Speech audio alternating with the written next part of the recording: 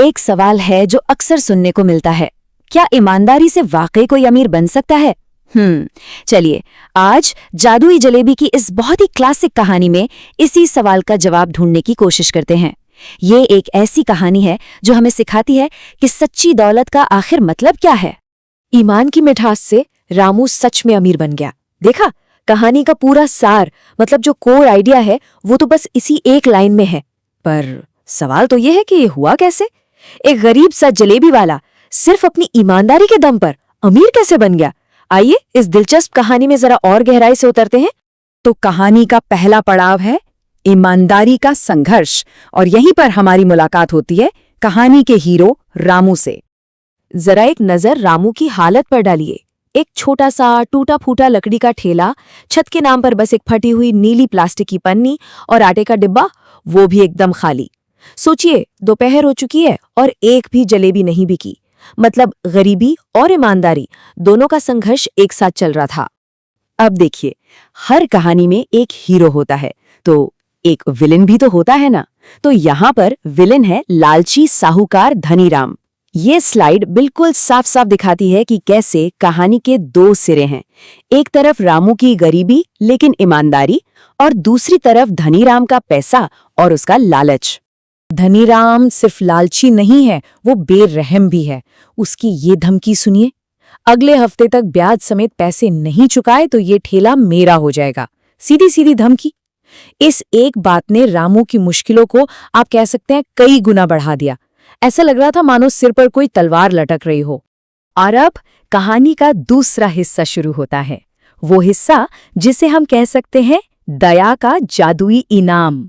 क्योंकि अब कहानी में एक ऐसे मेहमान की एंट्री होने वाली है जो सचमुच सब कुछ बदलने वाला है। तो होता क्या है कि एक बूढ़े भूखे फकीर आते हैं और खाना मांगते हैं। अब रामू और उसकी बेटी छुटकी के पास बस इतना ही आटा बचा था जिससे उनका अपना आखिरी खाना बन सकता था। सोचिए कैसी दुविधा थी। पेट में खुद की आग लगी हो पर सामने कोई और भूखा इंसान खड़ा हो। अब ऐसे में वो करें तो क्या करें? ये फैसला बिल्कुल भी आसान नहीं था, लेकिन फिर भी उन्होंने अपनी आखिरी रोटी जो उनके पास बची थी उस अनजान फकीर को दे दी। असल में ये छुटकी की दया थी, उसकी मासूमियत थी जिसने अपने पिता को ये हिम्मत दी। ये बहुत बड़ी बात थी।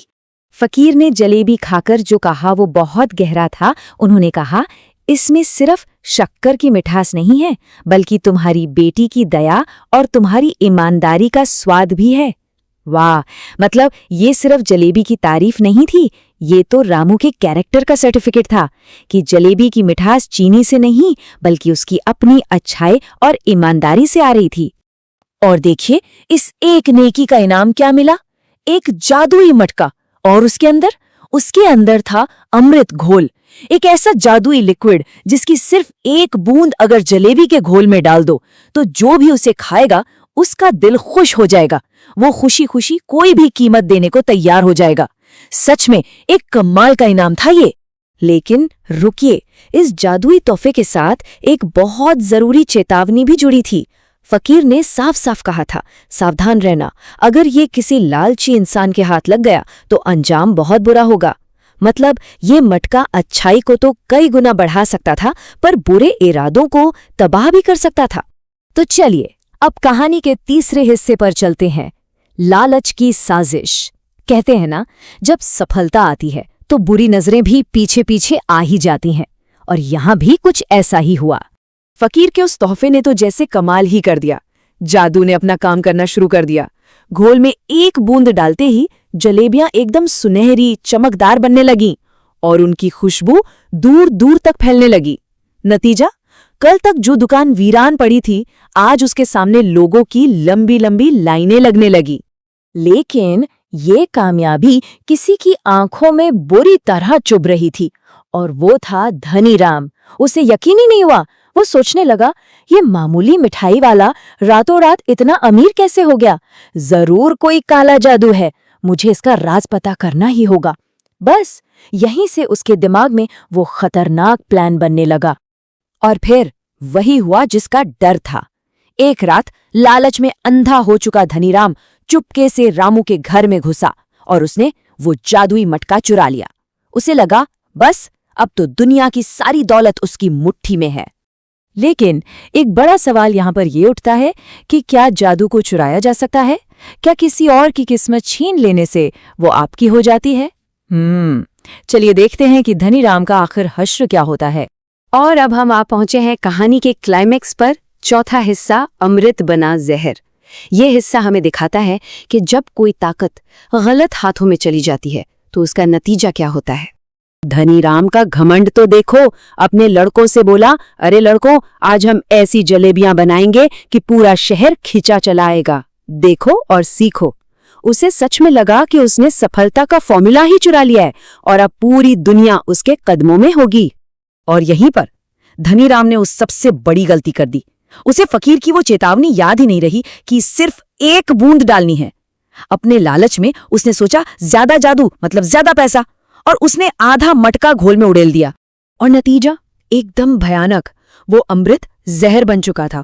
गांव के सरपंच ने जलेबी खाते ही थूक दिया, चिल्लाया, ये तो जहर है। एक आदमी की शिकायत थी कि जलेबी पत्थर बन गई और उसका दांत टूट गया। जलेबियां कढ़ाई में ही कोयला बन रही थी। भीड़ गुस्से में आ गई और धनीराम पर उन्हें मारने की कोशिश का इल्जाम लगाने लगी। मतलब अमीर बनने का सपना एक ही पल में राख हो गया। और इसी के साथ हम पहुंचते हैं कहानी के आखिरी हिस्से में, सच्चाई की असली जीत। यहाँ पर सिर्फ न्याय नहीं होगा, बल्कि कहानी का जो सबसे बड़ा सबक है वो भी हमें मिलेगा।